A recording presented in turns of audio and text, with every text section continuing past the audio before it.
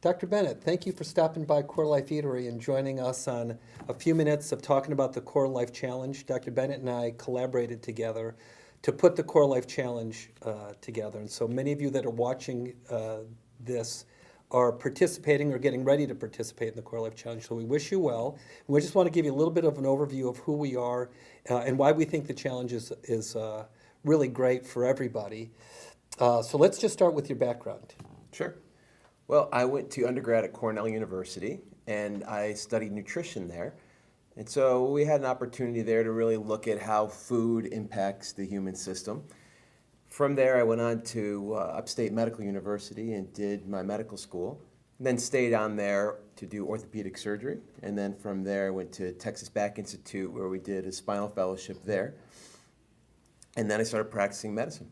Yeah, so you came back to the Binghamton area, and for 8 to 10 years you practiced traditional orthopedic surgery with emphasis on spine. Is that true? That's correct. Yeah, and Dr. Bennett and I met each other. My background is physical therapy, so I practiced physical therapy for about 30 years, got a doctorate in physical therapy, and then about 6 or 7 or 8 years ago from now, Dr. Bennett and I went back to kind of get re-educated in functional medicine, which is similar to lifestyle medicine. Yeah, lifestyle plays a big approach. Yeah, and begin to start to think about how might we look at patients and treat patients differently.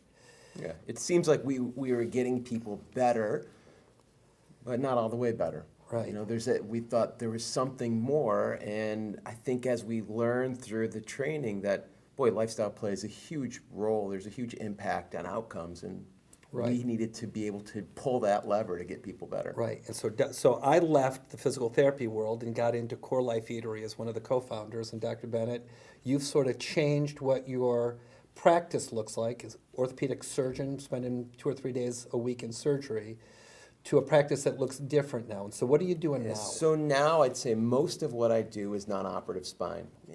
There's a huge number of people who have this back pain, spine pain, that I think we can do a better job getting better. So I'd say most of what I do is non-operative spine, but do some other work with chronic pain of other reasons, of other sorts as well. Yeah, and so what I was hoping to do today, that's great. And so from that background in education in the functional medicine lifestyle, we began to think there's really a lot more that goes into how we feel and how we think and how we perform than just going to the doctor and getting a pill or going to your gym and just doing some exercise. There's like more to it.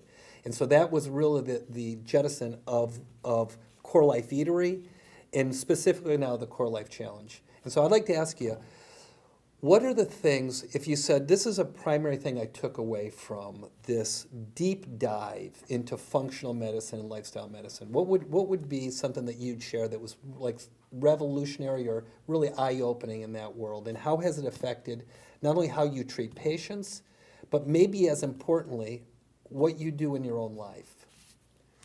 Well, it's funny because the most revolutionary answer is basic common sense things that I knew before I started medical school.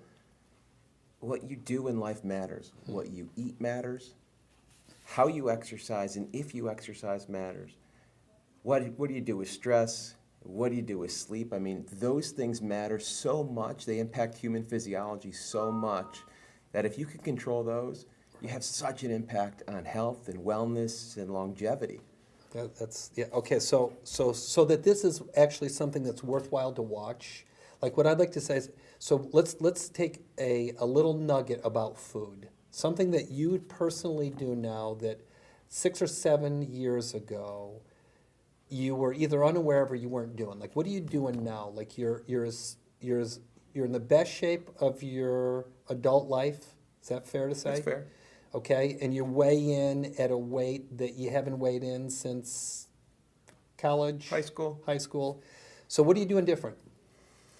So I think my food approach, for me, I figured, let me say this, for everybody, I think whole foods is important. I think a whole food approach, I think a lot of vegetables, really important. I think avoiding the processed foods, avoiding the sugar, the refined foods, in general, I think that makes a huge, huge difference. And you do that yourself? I do that myself, And then, I think timing of eating plays a little bit of a role for me. And I think everybody's physiology may be a little bit different, but for me, the times I eat and the times I don't eat, I think matter a little bit. Which is a little bit why we introduced intermittent fasting into the CoreLife Challenge. One day we're avoiding eating breakfast and lunch and just having a dinner, and one day where we're really doing like a 40-hour from one night all the way, miss a whole day, to the following morning, where we're just, many people for the first time have never thought about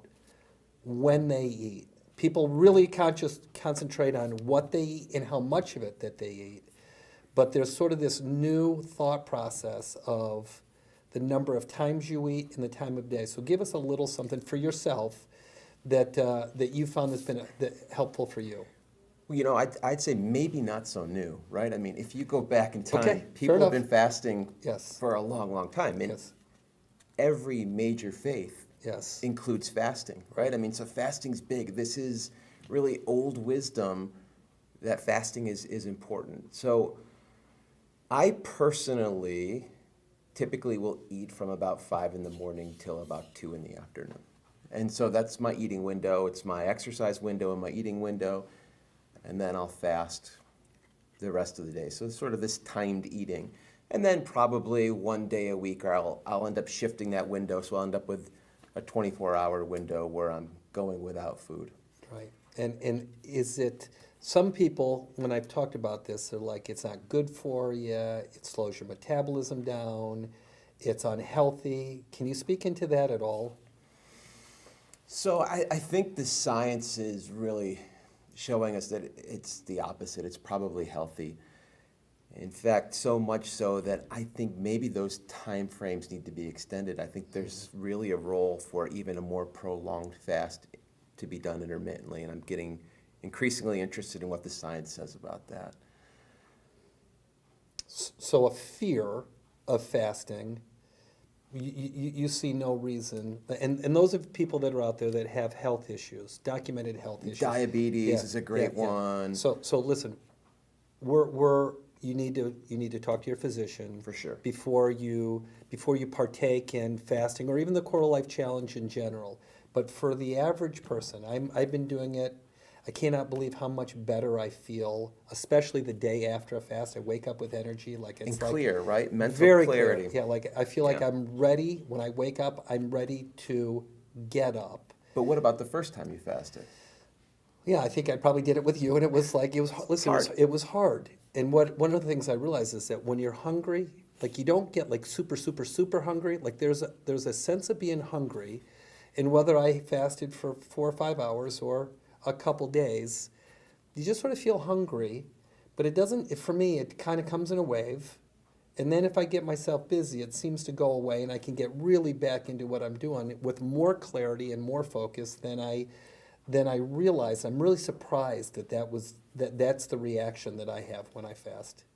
And it lets you know how frequently, if you just have a glass of water, how frequently that hunger just dissipates, and it takes care of it. And you realize, I was just thirsty. I wasn't necessarily Yeah, no, hungry. that's good. So, Dr. Bennett, regarding sleep, like we just got done. Tim Tebow has joined us in the CoreLife Challenge. He's actually joined the CoreLife Eatery team as a partner of ours. He's going to open some markets. And one of the things he wanted to talk about, he said, I just think there's a great value in sleep when it comes to him and performance. And so as a doctor that's up, sleep's altered, et cetera, you agree that sleep's critical to health? Critical.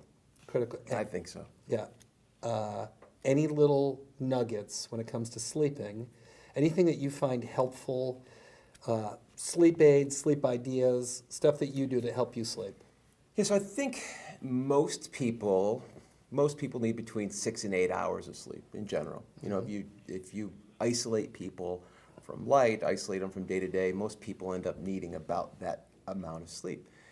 And there's certainly studies that show people who don't get that sleep, there's a price to pay for it. And you can measure it. So one of the things you probably don't know is I'm trying to hack my sleep right now so much that I just picked up this Oura ring. And so this is Typical. This is a typical Dr. Bennett move here. So this Tell device, us about it. Tell us this about it. device tracks your heart rate variability, and your temperature. And it tracks what happens when you sleep, what kind of sleep states you go through, how much deep sleep, how much REM or dream sleep, how much light sleep. And then it measures what your heart rate does at night. And I know when I eat, for me, I've tracked this, when I eat too close to bed or I eat a crummy meal, my temperature is higher that night, my heart rate is higher that night, my heart rate variability is worse, and I don't get the right amount. My sleep isn't as good. And so I'm using this device to try to refine my sleep and get the best sleep I can get. So when you realize that you're not sleeping well, is there anything so dark, noise, any? So light, I think, plays a huge role, right? And there's some studies that are showing us that, the blue light at night is harmful. Our eyes don't just send images to the brain. Our eyes actually send light information to specific parts of the brain that just measure what's going on and kind of sync our rhythm, our circadian rhythm, light, dark, night, day.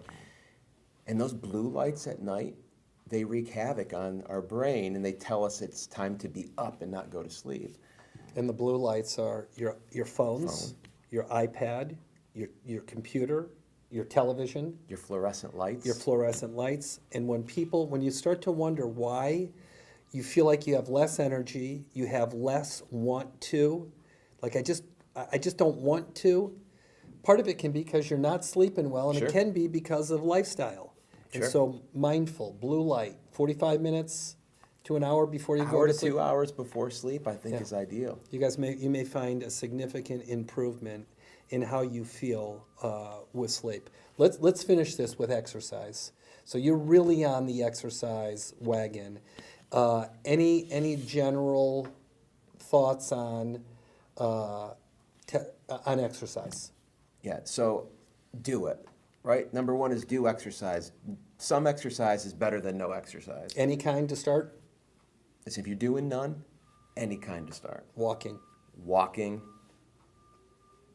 in a pool to unload your joints if you've got bad joints. Swimming if you've got bad joints, that's great. Yeah. If you're a regular exerciser, upping your game in high-intensity interval training, I think, is really key. That's the getting hit. that- That's the hit. Yeah. High intensity interval training. Getting that heart rate up and down and up and down. It's that modulation of the heart rate that seems to be pretty important. 15 for training the seconds, a heart. hard push. Push it for 15, back off for 45. Push it for 15, off for 45. Push it for 10, off for 10. Push it for 10, off for 10. So you're breaking up your interval training Right. to keep things interesting, but you're driving to like, man, I am working it. It's good. And weightlifting. I mean, I think there is good data to show, hey, weightlifting does some great things to the body. I mean, even in elderly people, they've done studies. You take elderly people with mild cognitive impairment, and one of the subgroups is they gave them weightlifting exercises. Within, I think it was 6 weeks or so, there were vast differences in their cognitive abilities. So just weightlifting helps to even tune the brain a little bit better. So I think that's important. No, that one is a really important. Weightlifting. I don't know. I don't want to get muscles. I'm older. No. Lifting weight with some significance in weight, feeling like your muscles get a little pump and you get fatigued. There's all sorts of research that talks about testosterone release, growth hormone release, and clarity of mind, neurotransmitter release from weightlifting.